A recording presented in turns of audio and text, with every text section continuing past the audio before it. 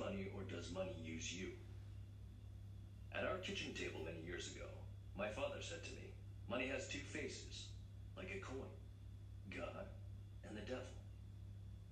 I had many conversations with my father when I was little.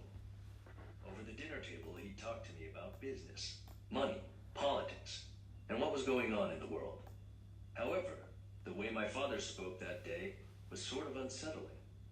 I remember that I felt as if I had overheard something I wasn't really allowed to know.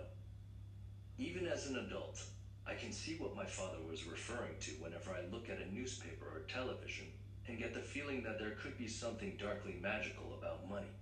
It seems like every criminal case, both real and fictional, revolves around money in one way or another. More than once you've probably heard stories about ordinary hardworking employees who found themselves over their heads in debt due to a gambling addiction. Somehow the situation always seems to escalate to abuse of company funds, bribery, fraud, and sometimes even violence and murder. How could this happen just because of money? It makes you feel as if money has a strange and dangerous power to take an average person and suck them into a world of insanity.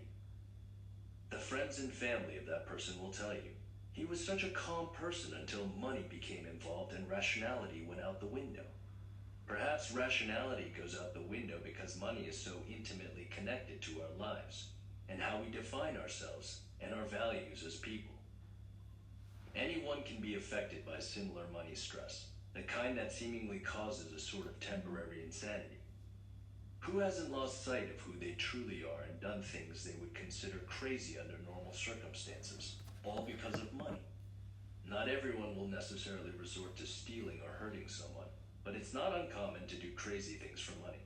Like unhappily continuing to work at a job doing something just for the sake of paying your bills, or sucking up to customers or coworkers with insincere words to ensure a steady flow of income. If you don't gain an awareness about the extent to which money is influencing and controlling your current lifestyle and decisions, it's impossible to break free from money's grip over you. In order to release this grip, I believe you need to understand and know exactly how you approach money. And there are only two approaches you can take. You can either use your money well or allow your money to use you. Why we are so controlled by money. Facing our pasts. When my daughter was in kindergarten, I used to volunteer in her classroom a few times a week. I enjoyed watching over the children and watching them grow. And while I was there, I was able to sit back and make some observations. When we are born, we don't automatically come equipped with an opinion one way or the other about money. Our interest emerges much later, around the time we start going to kindergarten and playing with a variety of other children. This is generally the case regardless of what country you grew up in. Of course, there are many small differences between the Japanese and Western educational systems, but there are far more similarities, including the beloved Christmas holiday vacation. Japan shares the West's enthusiasm for decorating and preparing for the Christmas holiday well in advance. Stores begin switching out orange and yellow candies for red and green ones as early as the 1st of November. The year my daughter was in kindergarten, the classroom was lit up with lights and decorations as the holiday drew near. The cold weather outside made the indoors seem warmer, and in that cozy environment, it was easy to let the Christmas spirit in as well. While the children were playing games one afternoon, I asked one of the boys what presents he was going to get for Christmas. Matter-of-factly, the child responded, "I'm not going to get any." That wasn't exactly the type of answer I was expecting. Was he on Santa's naughty list this year? Maybe this boy wasn't fooled by tales of Rudolph and workshop elves. Curious, I asked, "Why not?" "Because my family is poor." Poor? Calculating the likelihood of the 6-year-old boy having a firm grasp on social and economic problems at his age, I asked him if he knew what the word poor meant. He didn't. Where did you learn that word? He had heard his mother say it. She told him that was the reason they couldn't get presents. We have been unintentionally programmed by our parents to believe in the scarcity of money. They say things like, "There's never enough money. That's just the way it is." Our traumatic experiences begin around the age of 6 or 7 when we begin to hear our parents make similar complaints, and notice the size of the house we live in, the clothes we wear, and the cars our parents drive. We start to buy into the idea of scarcity too. We begin to compare ourselves to our classmates. If they have more than we do, we think we can't have it now. We suddenly want more. What we have isn't enough. By the age of 10, we know where our parents rank in society and learn about the real world. If only we had more money, we could get more goodies, more respect, more love, and of course, more friends. By 15, most of us become slaves to money, willing to do just about anything to get more of it. Money even begins to affect our relationships as we start to date someone special and want to shower them with presents. There are often large financial and social gaps between couples. We feel pressure to take our dates out somewhere nice. We certainly don't want to take them to the wrong restaurant, offend them with a terrible present, or show them just how unworthy we are. A young woman once complained about her current boyfriend to me. I deserve more expensive presents. He only gets me cheap stuff. Maybe he's not the one because I deserve to be with someone who can take care of me. Many of us have been brainwashed, like that dissatisfied young lady, into believing that having more money means having a better life with more love. We are trained to believe we should work hard to get into a good university to get a better job, and then we should earn as much money as possible. We fail to notice that as we climb this ladder hoping to achieve more in our lives, we actually have much less. We climb and only begin to notice that something is wrong in our early 30s and 40s when we are neck deep in debt with our mortgages, car loans, student loans, and credit card balances that just won't disappear. Then our children reach the age where they want to go to the best universities, and the hole gets deeper. Suddenly, dreaming about a 2-week vacation brings more anxiety than pleasure. We sense deeply that something is wrong, but we are too busy to stop and think about when the problem started. And we are all influenced by the past. As I said, most of us have both fun and bitter memories involving money from when we were small. A 70-year-old client of mine cried like a baby when he talked about his mom and money. They had had such a hard time when he was young, she couldn't put food on the table all the time, let alone get him a toy for his birthday. Although wealthy and successful now, he can't get comfortable with his wealth. Fear dominates his every thought. His ultimate nightmare is that one day he will lose everything overnight.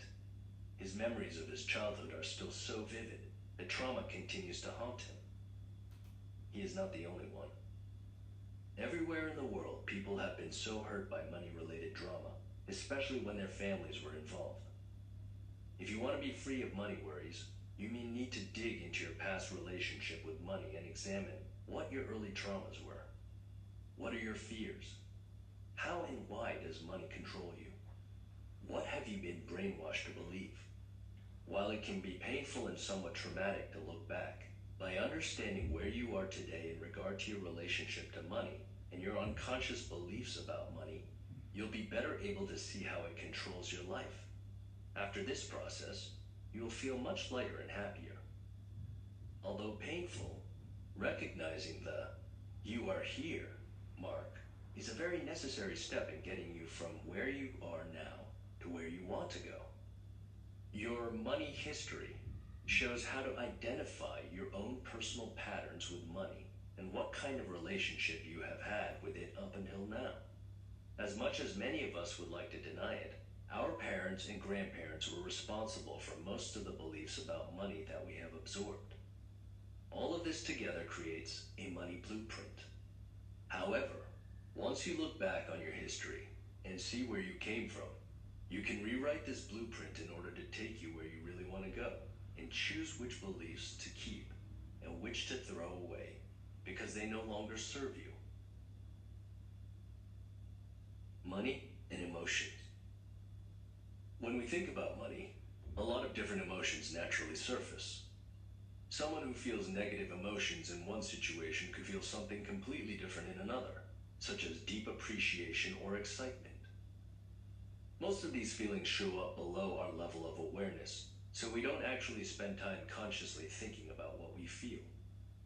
But when we experience these feelings only at a subconscious level, we are unintentionally limiting the way we experience our life. Without your even noticing, worry or anxiety that you experience because of money, especially when it is vague and hard to detect, can take over and overshadow your life. For instance, perhaps there is something you really wanted to do for yourself or someone else, but because of anxiety about how to pay for it, you ended up choosing not to do anything at all. Or perhaps you are currently choosing to stay at a job that you know doesn't suit you. Or maybe you have uncontrolled outbursts. You get upset over sudden or unexpected expenses you weren't prepared for, and end up criticizing your significant other for something unrelated. These are just a few examples of how we can easily be affected by our feelings about money at any point in time. Over many years as a consultant, I have seen firsthand what kinds of feelings people experience when money is involved. Like the wealthy old man who cried over his mother being unable to buy him a toy. Many of my clients would be brought to tears when discussing childhood memories related to money. Others acted out in different ways. They were petty and impetuous. They would be quick to complain or even sue someone over trivial matters because they were so upset and desperate about their current life situations. Our feelings about money can reach deep places inside us that aren't normally accessible in other circumstances. Perhaps that is why money is one of the top reasons couples divorce. If you look into it a little, you might even see that money is quite often the source of frustration in your relationships or business problems. I'd like to have you do a bit of a self-assessment to see what emotions you most commonly experience when you think about or deal with money. I'll go through some of the most common emotions and you can see which applies best to your life. Once you understand the kinds of feelings you have about money, the amount of stress you feel because of money will drop substantially. Why? Because we can't fix or work on what we don't know. Through self-awareness and observation, we can ameliorate our moods and relationships. We can begin to reframe our approaches to money. We can stop seeing it as something that harms us and begin to see it as something that has potential to bring good into our lives. So let's get started. The many emotions that money provokes in you. There are more emotions than the ones below, of course, but I've selected some of the most prevalent that I've witnessed. There are no right ones to have, but some will have either positive or negative effects on your life and well-being. 1. Anxiety and fear. When people spend money, they often experience some level of anxiety. As they take out their cash or credit card to hand to a cashier, they worry about whether they have made the right choice. Another common feeling is worrying about what would happen if the money you have right now ran out. Would you end up homeless if you suddenly lost your job? Some people fear just getting through the week, living from paycheck to paycheck. What if I can't feed my kids this week? Fear and anxiety about money dominate most people's daily lives. It is why so many people stay in horrible jobs, decrepit houses, bad neighborhoods, or abusive relationships. Often people on the outside looking in say things like, "Why do you stay?" Or, "Why do you put up with it?" The short answer is fear. Fear of the unknown. Fear of what will happen if they make a change. Fear that they don't have the strength or wherewithal to make the move. But they will offer an oft-used excuse. "I don't have enough money to make the moves I need to." So they stay. But it is important to remember that whatever fears you experience about your life and the future don't really have a direct relationship to money itself. What do I mean by that? I mean that fears related to money are a result of other unconscious fears. You don't just fear not having enough money to provide for yourself. You have fear of failure. You may have fears of being inadequate in the eyes of your parents or loved ones or community. The fears you have about not being worthy, deserving, or good enough could very well be manifesting themselves in your relationship to money. You may think, if only I had more money, I'd be more deserving of someone's love. If only I made more money, I'd be valued by my colleagues and friends. So you strive for more and more. Meanwhile, your anxiety around money builds and builds. Unless you stop and actually confront the inner fears and the self-limiting thoughts that you have about yourself, it won't matter how you try to deal with your money problems, because the core of the issue will still remain untouched. 2. Anger and resentment. It's not hard to find someone who feels anger or resentment about money. When we feel we didn't get paid as promised, we feel angry. When there is a shortage of money, we get upset easily. When we see that others have more than we do or earn more than we do, we start to feel that we are being shortchanged somehow. Sometimes we get angry at people who we think are the cause of our money problems. So many crimes occur because of these emotions. Why? Because money is linked so closely with our survival. With the exception of a few tribes left on Earth, we all need money to exchange for food, clothing, shelter, and healthcare. Without money, we die. Our kids die. Yes, the stakes are high. So when we don't get what we believe we deserve or what we have earned, or if we feel robbed or taken advantage of, we feel threatened. That is to say, our lives feel threatened. And what do our brains do when they feel threatened? Thanks to the amygdala in our brain, we have a fight or flight response mechanism that takes over to help us survive in these life-threatening situations. While some of us do run in these circumstances, most of us fight. We get angry. We become enraged. It's not fair. I want my money now. However, the reality is that most of us aren't in real immediate danger of dying. A bear isn't chasing us through the woods and a shark isn't attacking us, although it can feel like that when we are panicked about money. Nevertheless, we are so often in fight or flight mode, fighting for this idea of survival, that we don't see there is a better way to manage our emotions. And in our modern world, the key to happiness is recognizing that we don't need to constantly fight. We don't need to be angry or resentful. 3. Sadness and sorrow. When we remember our childhoods and think of the dreams we had for ourselves, then look at our current lives, which don't seem to match our youthful fantasies, it's natural to feel a little let down, disappointed, and sad. Who hasn't experienced that feeling? A dream that didn't come true can be truly heartbreaking. And it's not just our own hopes and dreams we mourn. We want to give so much to our kids or our families, and when we can't because of our limited resources, we get down on ourselves. Then we look out at the world full of tragedies, corruption, war, death, and senseless horrors, and we think, this is all because of money. Our collective sorrow about injustice, pain, suffering, and heartbreaking loss can be debilitating if left unmanaged. 4. Hatred and desperation. If you are taken advantage of, you may feel a general sense of outrage, but at some point, you begin to feel hatred toward the person or entity that did this to you. If you feel the situation cannot be changed, you begin to turn that hatred inward, toward yourself, and become desperate or depressed. We have all witnessed a couple fighting through a bitter divorce. One party always feels wronged, cut out, or taken advantage of. The anger that grew out of being threatened or harmed in some way turns into hatred. Some feel hatred toward the offending party. Others turn that hatred inward and become so forlorn and depressed, they feel helpless to change their circumstances.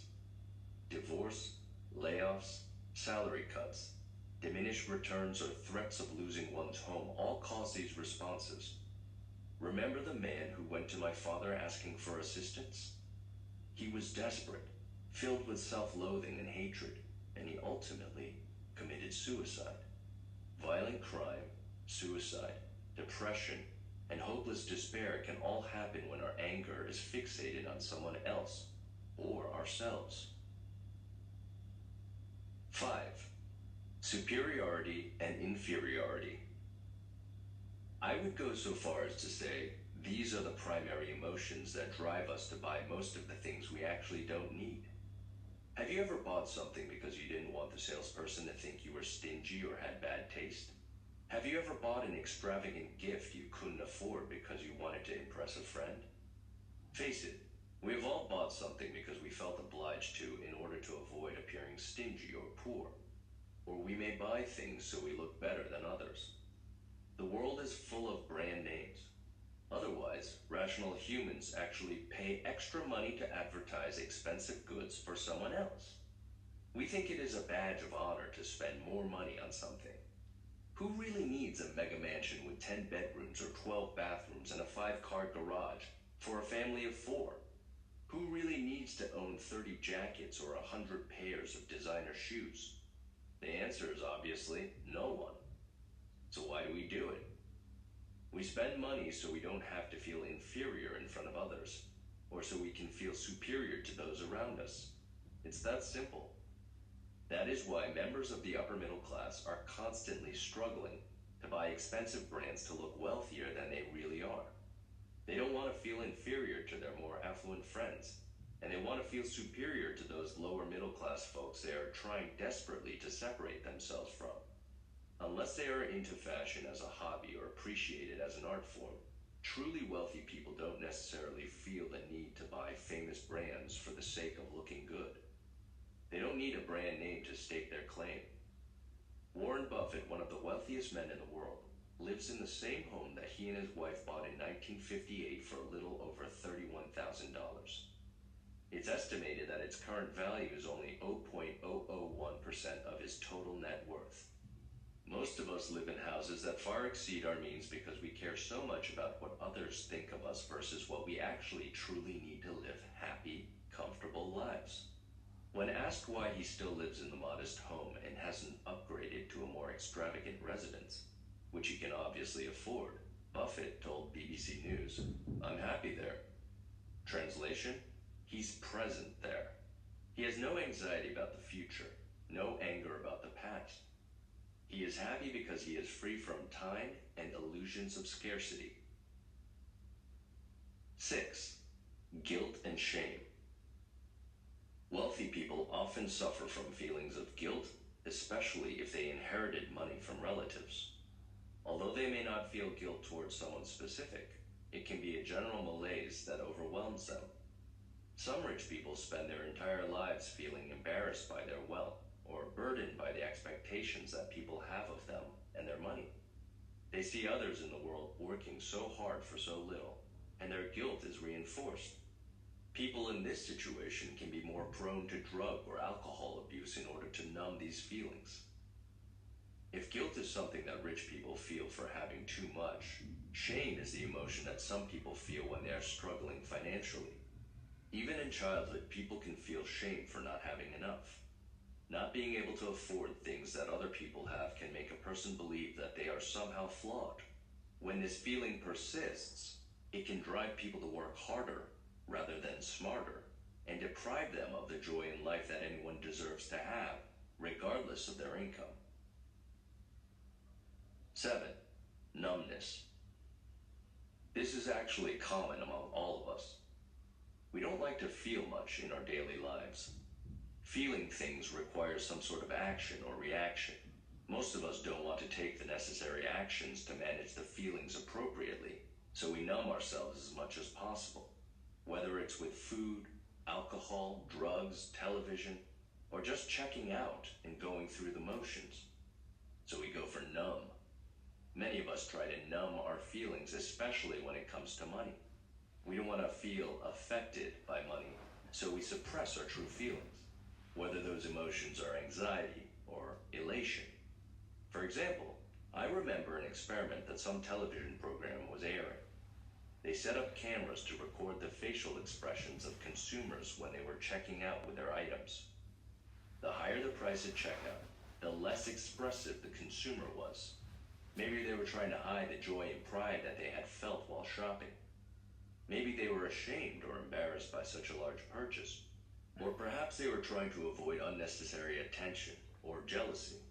Depending on the relationship with money and the beliefs they have about what money means to them, people's emotions may vary.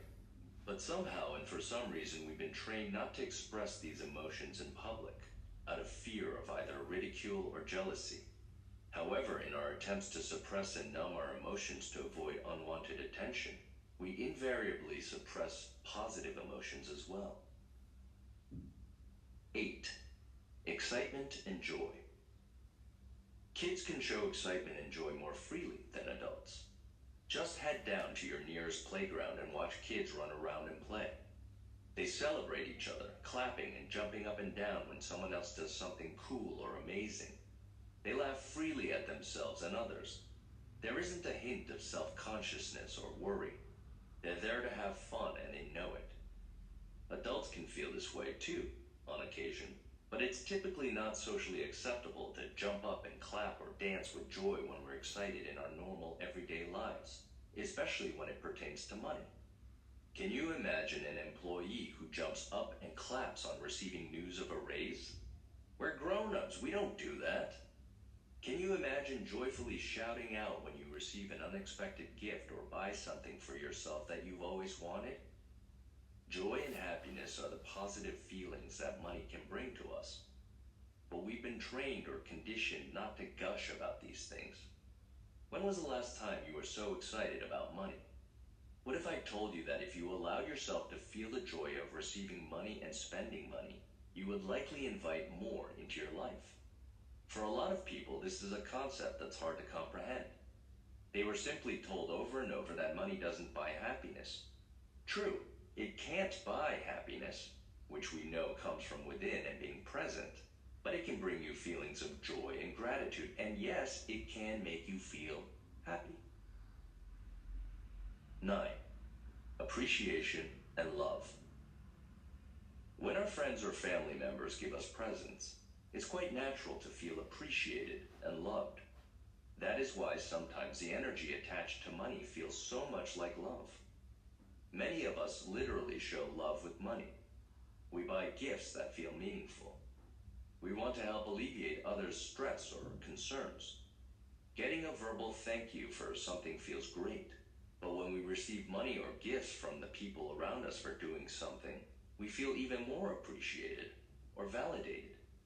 In fact, when someone graciously buys us something or gives us something, we feel honored and accepted. We feel valued. At work, if your clients and customers are very happy with your performance and are willing to pay more, it makes not only you, the recipient of the money, happy, it makes the givers happy too. They are putting their money into something, or more accurately, someone who brings them joy, happiness, and peace. Even if the gifts or amounts are small, if they are given with love, appreciation, and joy, the recipient can literally feel that energy. Investments can be a form of love too. The British band Mumford & Sons has a song with the lyric, "Where you invest your love, you invest your life." When we invest our money in things we love and care about, we give ourselves and others that loving energy. I often ask my audience to name the biggest gift they ever received from someone not in their own families. I usually see a lot of hands go up in the group. Some say $10,000 or $50,000. The biggest number I ever heard was $500,000. A happy customer gifted a sushi chef with this amount of money. Can you imagine? Apparently, the chef had mentioned wanting to have his own restaurant someday and told his customer that he was saving $100 a month from his salary. After hearing the story, the customer commented that it would take years to do it, and the chef explained that he had already been saving for 10 years and still didn't have enough. The customer replied that he would fund the chef's restaurant and would do it within 2 years. But the chef hesitated, saying, "I don't have any collateral." The customer replied, "That's okay. I am impressed with your attitude and want to support you. I love you and love what you do." That customer put loving energy behind his money and invested it in someone he cared about. It not only made the chef feel loved, it confirmed what he loved in the process. 10. Happiness. We all feel happy when we receive an unexpected bonus or a surprise influx of cash. It could be a gift from our parents or in the form of a tax refund. We simply feel happy. What do I mean by happy? I mean, we can be present without worrying about the future or having anxiety about the past, because we finally feel we have enough for the time being. We can breathe a sigh of relief. We also feel that with more money, we have more choices. But what if I told you it was possible to feel happy before the money even came to you? What if you could look at all you have and say, it's enough? If you believe it's enough, I mean truly believe it, then I guarantee you'll feel happy. So happy, in fact, that surprising things may just happen. Things will work out as they need to. It doesn't matter if you're Warren Buffett or Jimmy Buffett, or if you can only afford the $9.99 all-you-can-eat buffet. If you think you have enough, you will be happy. Yes, it is possible to have a happy mindset and emotions when it comes to money. It comes from inside, before the money even flows your way. If you, too, want to feel this, simply focus on that happy, contented feeling. Believe that you have more than enough, and if you need more, it will come from somewhere. Why is it so hard to have a happy relationship with money? Most people have a difficult relationship with money because the ways they earn and spend it are unhealthy. Which is to say, a lot of people work at a job they hate just for the paycheck, and the stress adds up quickly. Suffering is embedded in the act of getting money. Without realizing it, feelings of stress, pain, or irritation come up every time they use or think about money. Even though those feelings originated from doing the work they dislike, the lines between work and money are blurred.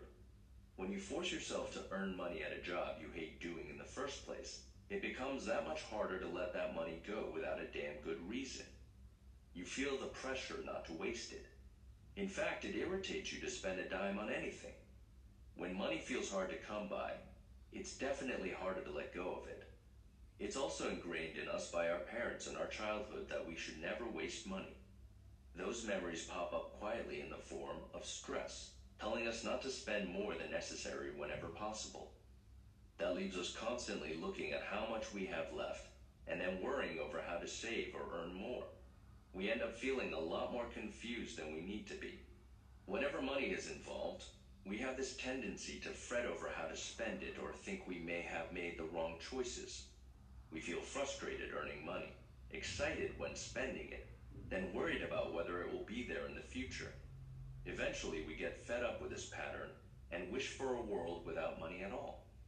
Careful what you wish for. The law of attraction will help you realize that dream, at least as far as your own bank account. So what about the happy, prosperous people we sometimes hear about? They're like unicorns. We've heard of them, but most of us rarely interact with them. But I assure you they are out there, and their relationship with money is completely different in every way. They earn money doing things that bring them joy, and that joy begets joy. It brings with it fun, excitement, and gratitude. When they spend money, they also feel happiness or appreciation. So stress is not a part of the equation at all.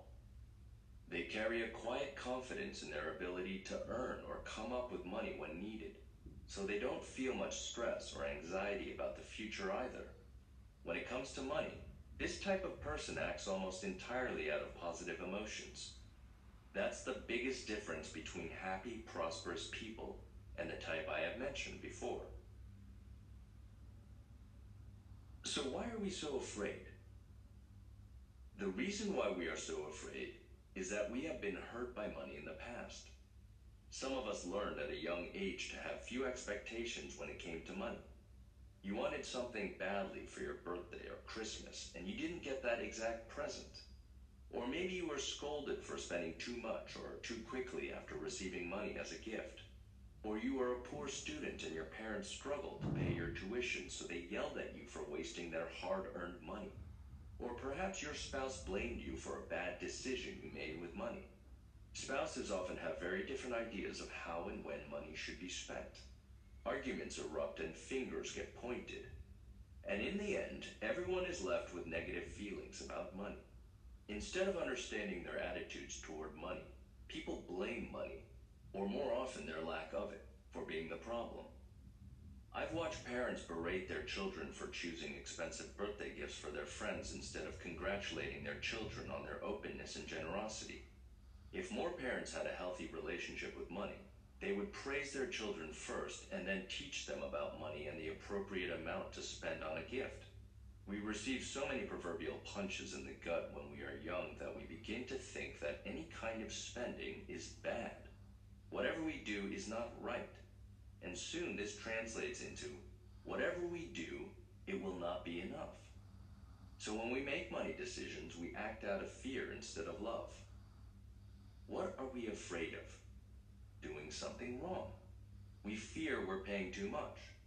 We doubt our own decisions. So much so, we can't make the most basic buying decision, whether we're purchasing a bag of coffee or a car. We instantly doubt it. Then because we already don't feel great about it, we regret it. Then come the complaints and negative thoughts about money. I got a bad deal. Nothing ever works out for me. Money goes out faster than it comes in. I'll never have enough at this rate. I'm so stupid. Sound familiar? You're not alone. Lots of people think like this and behave like this because it's all they've ever been taught. Some negative beliefs about money that may be holding you back. One of my clients held the belief that money wouldn't stay with her. Even though she made good money, she could not keep it. It was a self-fulfilling prophecy. We manifest what we believe in life. However, most of us aren't even aware of the many negative subconscious beliefs that we've been operating under for years. I will share with you many of the negative and positive beliefs that have been encoded in our blueprints and passed down from generation to generation. As you go over these negative beliefs, I invite you to examine which ones you may hold. In fact, you may even shout out, as some of my clients do, "This one, that is exactly what I believe." Let's start with negative beliefs. Money is bad. A lot of people have a negative view of money. At the very least, they feel they have to be cautious when they deal with money. Whatever you do, you have to be careful. Money can be a bad thing. Money disappears fast. When you need money most, you cannot find it. It quickly disappears. Right after it comes into your life, it will go fast. In Japanese, we used to call it oashi, which means feet. Money seems to walk quickly away from you. I guess we can all relate a little to this one. Money hurts people. This is also a common belief. Money in the literal sense cannot hurt people. However, we may feel hurt because money triggers some pain in us. Sometimes it triggers our lack of self-worth. Sometimes our past relationship issues. Sometimes people do use money as a weapon. They use it to attack others or buy things that can cause harm to people. Money is scary. When we think that money can accomplish anything, money seems bigger than what it is. We know we can get hurt by money. That is why we begin to be afraid of money. We are afraid of many things, but money by itself is not scary. Money creates trouble. If you had a bad memory about money, you may feel this way. But money doesn't create trouble, we do. We create trouble when we break promises or contracts, withhold money out of greed, miss payments, or don't use it in a sincere way. Money invites jealousy. We are afraid of negative attention in general. Having a lot of money can cause that. So if you feel hesitant about having a lot of money for this reason, that is understandable too. Now, here are some positive beliefs about money. Money supports people. Of course, money can support people by enabling them to make a living, helping them learn new things, and providing them with security and all the necessities required to live. Money makes people happy. As I mentioned in previous sections, money does elicit positive emotions as well. You can in fact feel happy about money even if you have only a little of it. When given or received with happy energy, money can make someone feel good. Even a postcard can make someone feel happy. Money helps realize dreams. This is a good one too. People have all kinds of dreams, and sometimes money helps to fund them. They can be as expensive as a trip to Mars, or they can cost very little. Money bonds people. If you spend money wisely, you can help create better relationships. For example, You can use money to plan a family trip and make happy memories that will last a lifetime. You can use money to make all kinds of fun arrangements that bring you closer to your family and friends. Sometimes I use my money to treat young students to lunch. I'll invite 20 or 30 together and we'll talk and laugh. Money warms people's hearts. You can send flowers to sick friends. You can send money to foster care facilities. A few years ago, there was an anonymous donation of school backpacks to a local orphanage here in Japan. The sender of the gift called him, or herself, Tiger Mask, which is the name of a famous cartoon character in Japan. After news of the donation was broadcast on TV, hundreds of similar donations started to arrive not only at the orphanage, but at nursing homes and other places that needed similar support. That movement inspired everyone and gave them a warm feeling. Your money history. Your money history is how you have lived with money.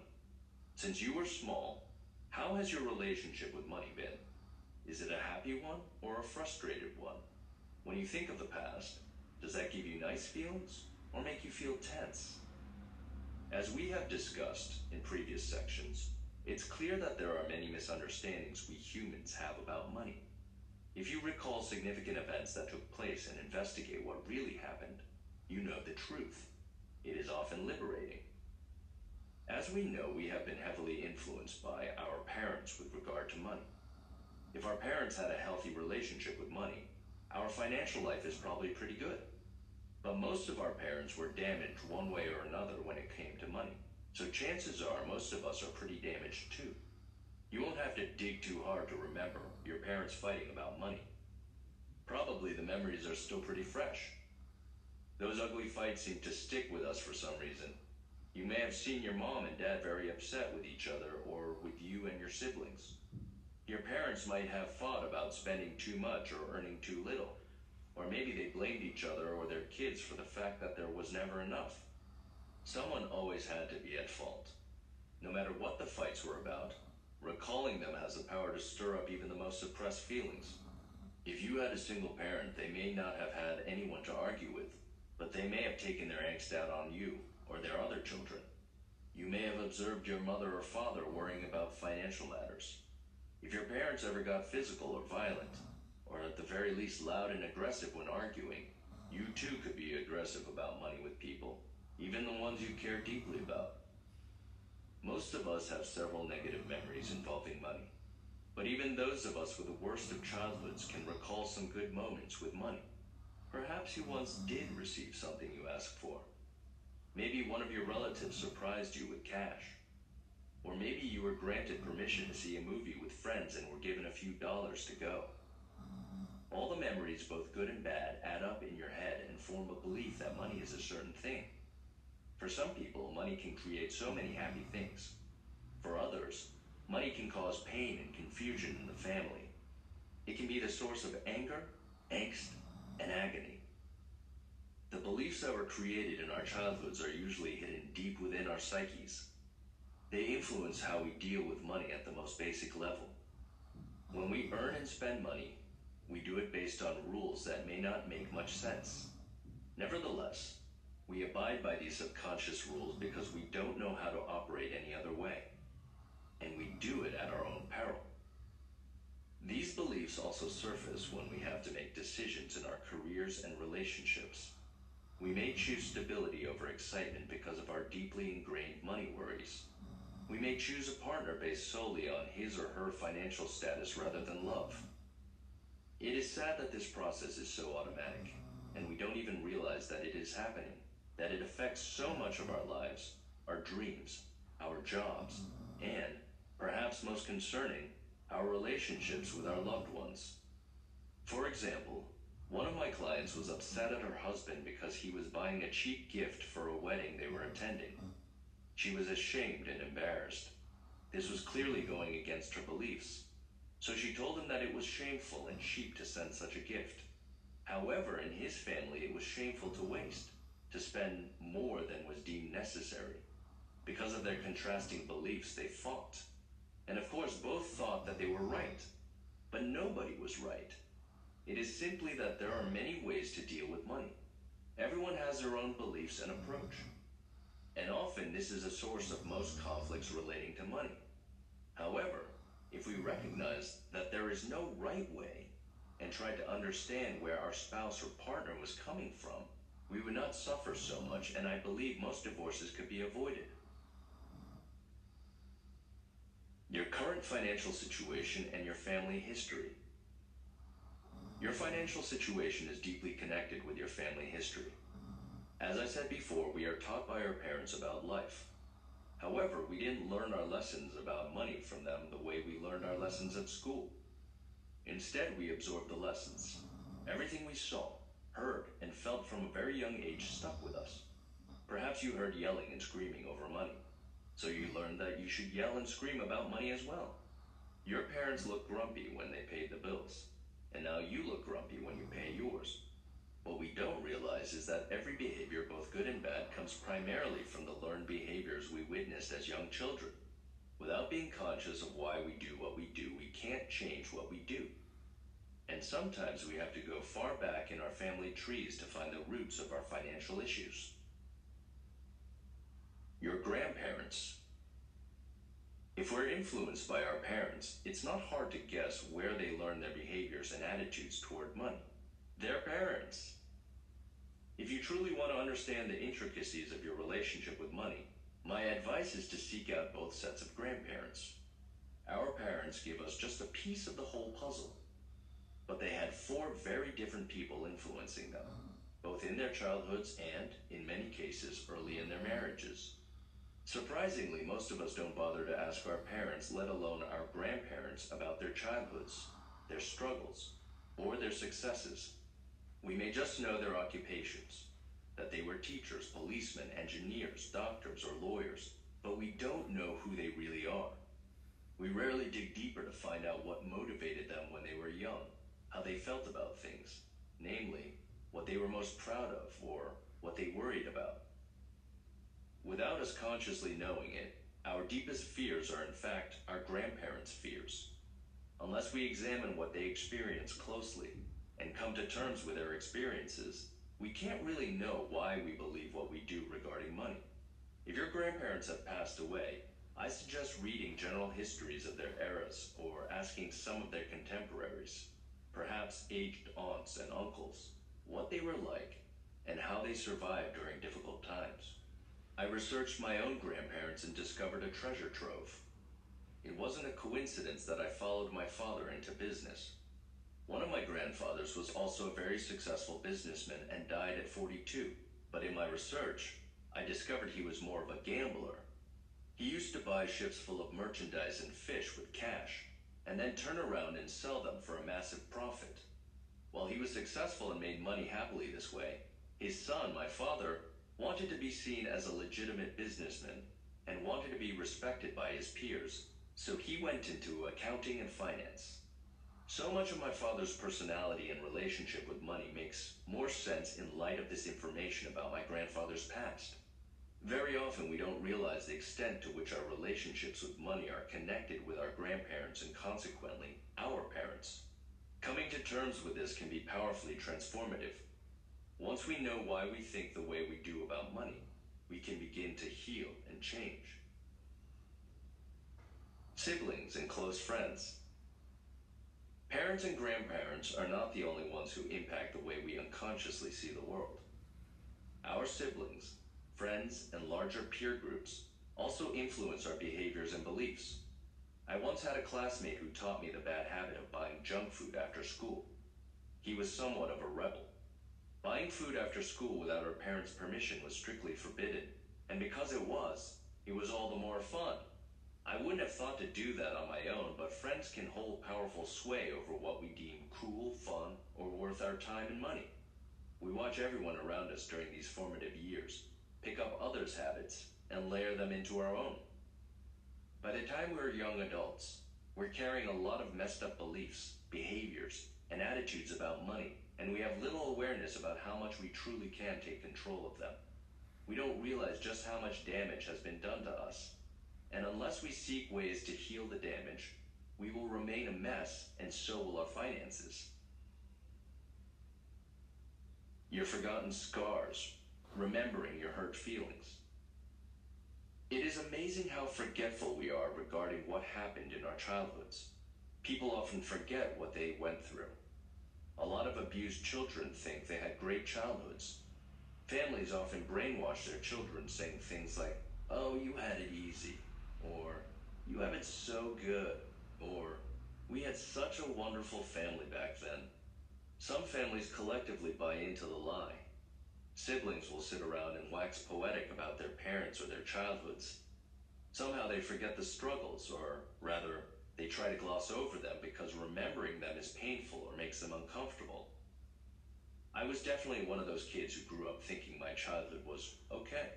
I told myself that story for a long time because the alternative, remembering the painful parts of my past, didn't make me feel great. But as I allowed myself to remember my hidden wounds and scars, I realized my childhood was far from okay. In fact, it was pretty terrible. Money, or the fear of discussing money, dominated my mother's life and therefore my youth. I remember once asking her to send me to a summer camp that I badly wanted to attend, but because she was afraid of bringing up the subject to my father, who would often get upset about what he deemed unnecessary expenses, she didn't ask. Instead, she advised that we wait until my father was in a good mood. Translation: never. I was forbidden to talk about my request even at the kitchen table. Due to my fear of angering my father, that dream and others crashed and burned before I could even get up the courage to ask for help in pursuing it. When I was older, I realized that I often kept silent about my dreams, primarily to protect my mom from my dad's abuse. And he was abusive. That was a terrible and painful fact of my childhood. His anger could be triggered by the slightest thing, something that upset him. Something as innocuous as a child's request to go to summer camp would set him off. Children often remember their parents' favorite catchphrases. Well, my mother's catchphrases were revealing.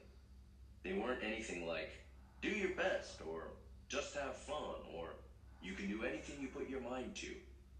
Instead, the advice my mother passed on to me was, "Don't wake a sleeping baby. Don't make a noise. Let's wait for Dad to be in a good mood." For a long time, I was haunted by this. In Japan, it is taboo to speak of one's family drama or pain. It's taboo to talk in such a way about hardworking fathers who provide for their families. But the reality was that my hardworking father passed on to his son a lot of damaging beliefs and ideas about money. It wasn't easy for me to undo a lot of the negative thinking and fear that had been instilled in me. The only way I could do that was if I was willing to admit that those fears and beliefs were there in the first place. Remembering your childhood trauma and incidents can be tough, but if you're committed to changing your relationship with money, it's a necessary step.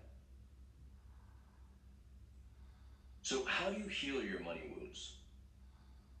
Our bodies and minds seem to remember past hurts. Whether something happened in the distant past or more recently, we feel the wound acutely when a new experience reopens it. It doesn't matter how much mental scar tissue we've managed to form. When someone threatens to take something we have or desire, such as money, we react in the same way we did as children.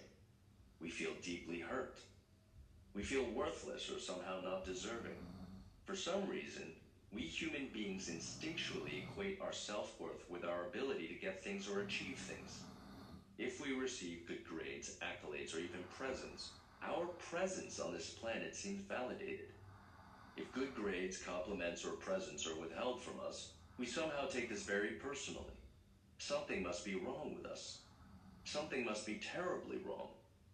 Then we look outward and compare ourselves with others. So-and-so got the toy we wanted. So-and-so got the achievement award. These people are somehow worthier, better, more deserving. We learn at a very young age that who we are and our inherent value as human beings is deeply connected to what we can achieve or get. As we grow up, the same rules apply. If we receive a promotion, get a raise, or are showered with gifts and accolades, our worthiness as human beings is confirmed. In reality, though, we know that there is actually no connection between one's financial situation and one's inherent worth as a human being. Nevertheless, people believe this because this is all they have been taught their entire lives. One way to heal your past financial wounds is to accept that what you learned is not your fault, and it's not your parents' fault. They learned from their parents, who learned from theirs. Collectively, as a society, we all share some responsibility for perpetuating these beliefs. We affirm them often and regularly. So when people don't have money, or they can't give money away or do things they want to do because they don't have enough money, they feel worthless. They feel powerless. And what do people who feel powerless and worthless do? They yell. They scream. They take it out on their kids. Take a moment and go back in time and try to remember a time you heard your parents yell at you about money. Or perhaps they told you that you couldn't do something you really wanted to do because they didn't have enough money. Maybe you're crying in your memory because it meant you had to give up a lifelong dream, perhaps to go to college or travel overseas. This is where the healing takes place. And the healing comes from understanding and forgiveness. I want you to go back to that memory and observe your mom or dad in that moment. Do they look like they are in as much pain as you are? Is their anger or demeanor belying the fear and anxiety they have? Or perhaps is it masking the disappointment they have in themselves for letting you down? Do you feel for them? Do you have any compassion for them or understand now that they were simply doing the best they could, when they could, that they too were carrying around deep wounds about money?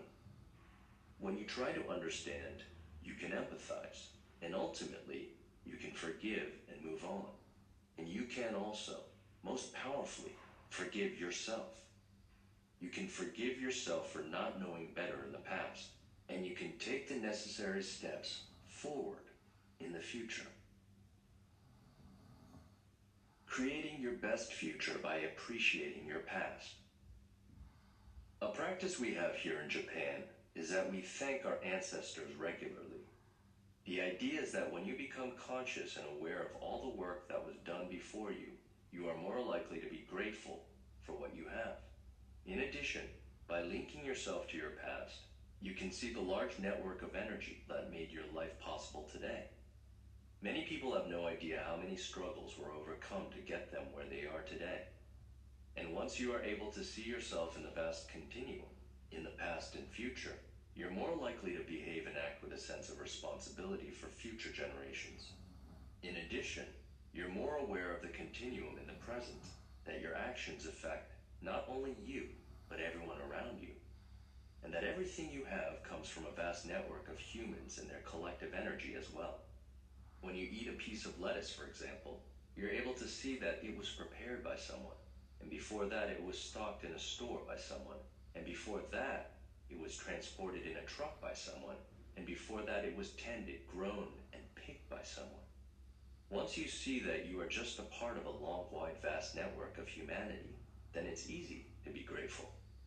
It's easy to feel a sense of abundance. It's easy to marvel at what you have, even if it's just a piece of lettuce. And that sense of gratitude for the little things can expand exponentially outward with each realization of connectivity to the past, the future, and the present.